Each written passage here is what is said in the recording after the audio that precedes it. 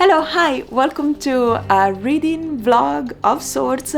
So today I want to speak about the book that almost completely destroyed my reading habit over the last few months. So I generally read quite a lot. I am not the fastest reader or the most prolific reader out there by any sorts, but I feel like I tend to read a lot. So last year in 2024 I read around 50 books, which for me was quite a lot. I was really happy.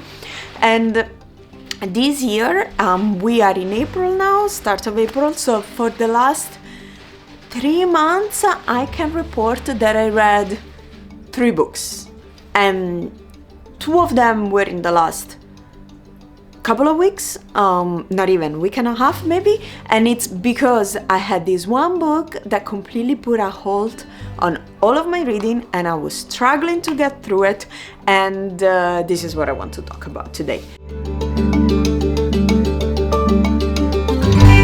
So first of all, let me get my copy, which I can't believe I don't have around me. Okay, so the book is The Fountainhead by Ayn Rand. So I hope I'm pronouncing the name correctly. But anyways, look, the copy is a little destroyed. My cat got to it. Why did I choose to read this book? Let's go back to December, more or less. This is actually my partner's favorite book. I think it's definitely the favorite author, and I think the favorite book as well.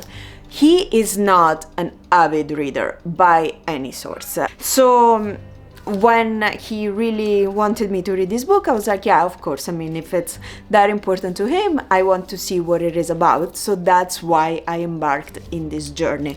Now, I knew very little about what I was signing up to do, and I knew very little about the author. All I knew is that she was Russian-born and then emigrated to the US. So here is what the back of the book says about Ayn Rand.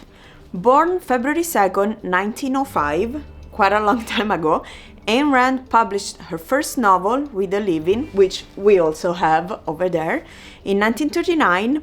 Anthem followed in 1938. It was with the publication of The Fountainhead, this book, 1943, and Atlas Shrugged, we have that too, 1957, that she achieved her spectacular success. Miss Rand's unique philosophy, objectivism, has gained a worldwide audience. That was pretty much it, but hey, no, I also knew that the book was about architecture, which is something that, you know, it's a world that I don't know very well, but I'm fascinated about, so I was like, yeah, why not? I mean, architecture in New York City, it must be so spectacular, right? This city is all about architecture. So this is how it started. And I opened the book and I cozy down on my couch, I started reading, and I really liked the opening. It starts with these 2 characters, Howard Rourke and Peter Keating, who are students of architecture, and basically at the very start, it's clear that they're going to 2 separate paths. Howard Rourke gets kicked out of school, while Peter Keating wins a very important scholarship. And the reason why it seems that Rourke is being kicked out is that he doesn't really abide by the rules, but not the rules of behavior in college, not the rules of architecture. So he doesn't want to draw, to eventually build what his professors are trying to teach him. Here are my rules. What can be done with one substance must never be done with another. No 2 materials are alike, no 2 sites on Earth are alike, no 2 buildings have the same purpose. The purpose, the site, the material determine the shape. Nothing can be reasonable or beautiful unless it's made by one central idea. So this is how it started, and at the beginning I was really into it. I was eager to follow the career or the development of these 2 characters that start from the same place but clearly diverged on 2 very different paths. Now the issue was that this book, you can see, is quite hefty. It's over 700 pages long, and the printing is actually quite small. So the material itself proved a little bit challenging for me to read, and then I started losing momentum. Ayn Rand's style is quite verbose. Some people call it preachy. I didn't necessarily see this as much in this novel, in the Fountainhead. I think in other novels like Atlas Shrugged is a bit more evident maybe, but in any case, the preachiness wasn't the problem, but the fact that it was very verbose, that it would have these very lengthy descriptions of buildings that sometimes were a bit hard to visualize, and it threw an array of names at me of architects and journalists and critics and clients, and my head started spinning very quickly and I got completely lost, and I'm like, where are the two main characters that we were following? So I decided to change approach and I went to the audiobook.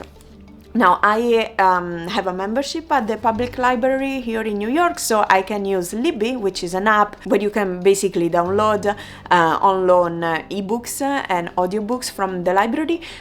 So I found it there, and this 32 hours long audiobook, and I decided, okay, let me try with this new medium. The audiobook is narrated by Christopher Hurt, who I understand is an actor. I don't know him, but he has a very deep and beautiful voice. He is a great narrator, and through his retelling of the story, it managed to come alive. Also the way, so the other thing I didn't mention is that the book has really long dialogues, and your head, or at least my head, started spinning after a while, but having the narrator read them for me and with different voices and the right intonation, he really brought the dialogues alive, and it actually became one of my favorite part of her writing.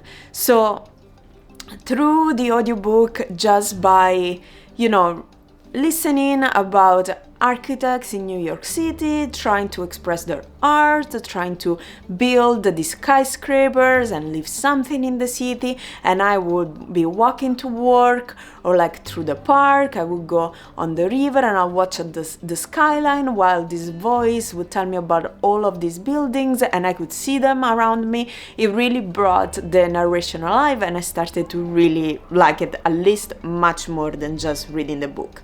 So with that, I slowly got my pace back in and I kept going.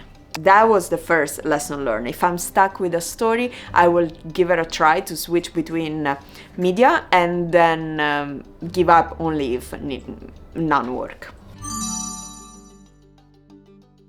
So understanding these characters was a bit difficult at the start. We have Howard Rourke, who is the embodiment of individualism and integrity. Rourke is this innovative architect who really completely worships the craft, and he believes that he needs to do only what he feels is right. He does not want to compromise. He does not want to work with others. He just follows in his own craft because he thinks it's better, and it's more righteous than what others are doing. No surprise, this kind of tanks his career at the very start, because this is not how society works in general, and people who can't play nice with others have a difficult time, at least, to get started. So this is where we find him at the beginning, right after school. He's really struggling, he has no money, he basically is an inch away from living in a cardboard box under the bridge. And then we have Peter Keating, who is the complete opposite. He is extremely ambitious, he wants to get to the top of the profession, and he has no issue compromising and playing the game to get there. This means that he will draw and he will build what the clients want. So this is all about, how the Renaissance is great, how we want buildings with columns that remind us of ancient Greece and ancient Rome and all of that. And he says, sure, I'll build that. So he works through the ranks, he's very crafty, he's very good at the politics, and he manages to become an architect in one of the most important firms in New York City, and slowly works his way up until he makes partner. Then we have Dominique Francon, who is the daughter of the big architect who Peter Keating works for. I couldn't stand her at the start of the book, and she is an odd fellow.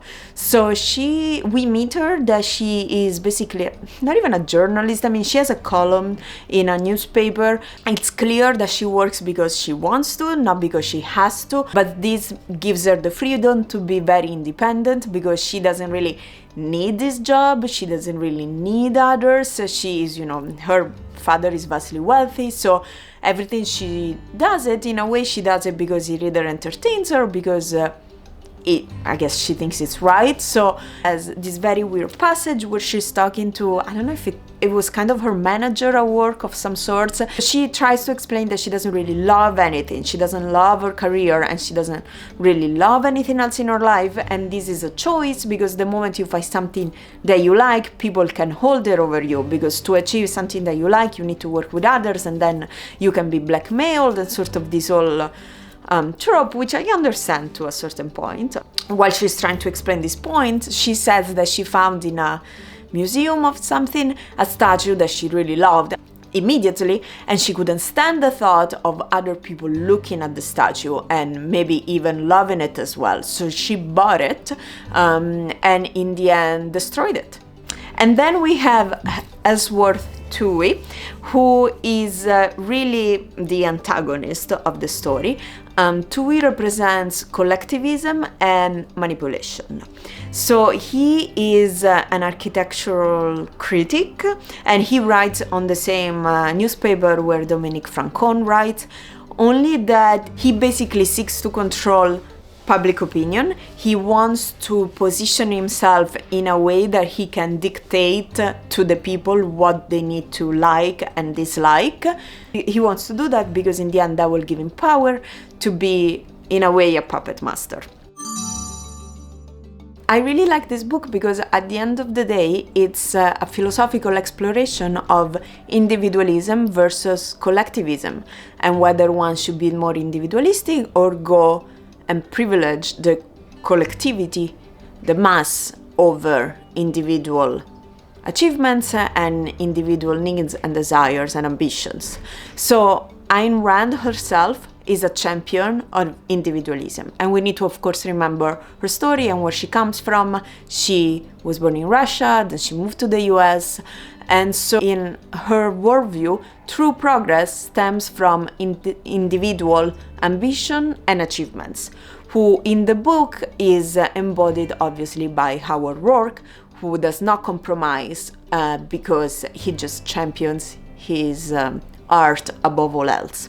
And this is embodied in Rourke's architectural style, which breaks free from social conventions in architecture, especially from these classical traditions that are still, revered as the best and only way to do architecture. In contrast, you have characters like Toohey, who embody collectivism and really promote conformity and mediocrity, but honestly just as a way to manipulate the masses and in the end gain more power by telling them what to think.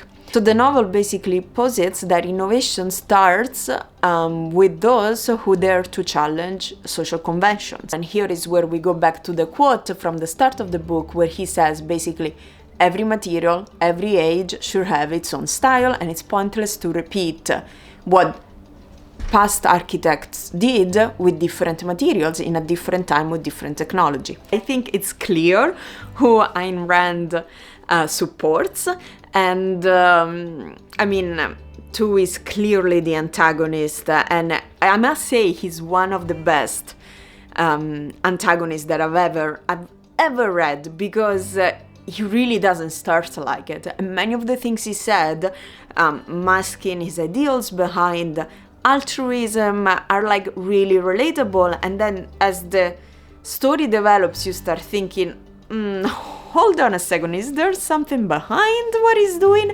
And there is, because he has his own motive that you can, by lowering the mass altogether and kind of grouping them together, he and very few others who control knowledge can elevate and really gain power, but this soft power. So they are the puppeteers, and the puppets don't even know that they're puppets. But the crucial part to do this is that you need to destroy and eradicate people like Howard Rourke from the very beginning. So here is when, at the end of the book, Tui is kind of explaining his whole philosophy to Keating, who is a bit oblivious, and by the end of this whole story still doesn't quite understand what happened and what role he played in it. But Tui says, divide and conquer first, but then unite and rule.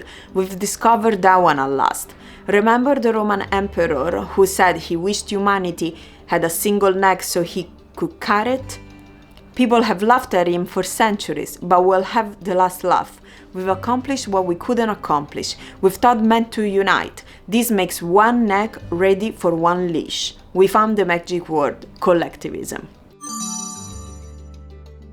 This book also has a very difficult scene that is basically debated constantly, even now, and to this day, I have no idea what Rand was doing with it. There is a sexual assault scene when Rourke basically just imposes himself on Dominique. That was their first encounter, and then they begin a very weird and convoluted and windy love story. Later on in the book, when she's talking to another character about her first encounter with Rourke, she clearly said it was non-consensual, and she clearly used the word for it. So this is one of the most contentious aspects of the Fountainhead, this particular scene.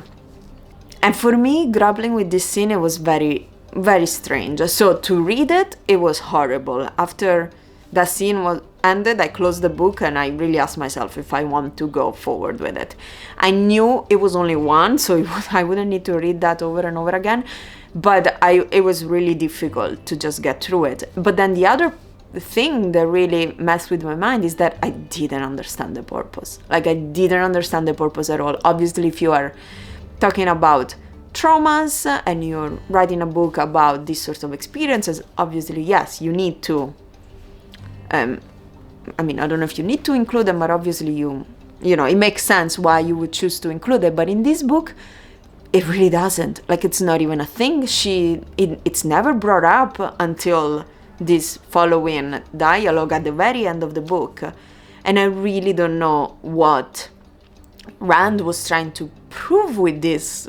Because obviously, what are you trying to tell us about Howard Rourke? That he's basically a horrible person who would do something like that? Well, okay, granted, I accept that, but then it's not really something that I see reflected in other parts of his life, especially when she's trying to portray him as, you know, this the best man of them all, or maybe it's part of his non-compromising approach to life, but like, then it's taken a little too far if we move it to this particular context. So I am still confused about that scene. I really wish it wasn't in the book. I did not appreciate it. I did not like it. It makes me really question what Rand was doing with it. But yes, I can't make sense of it. So if you have any readings of this, please do share them with me.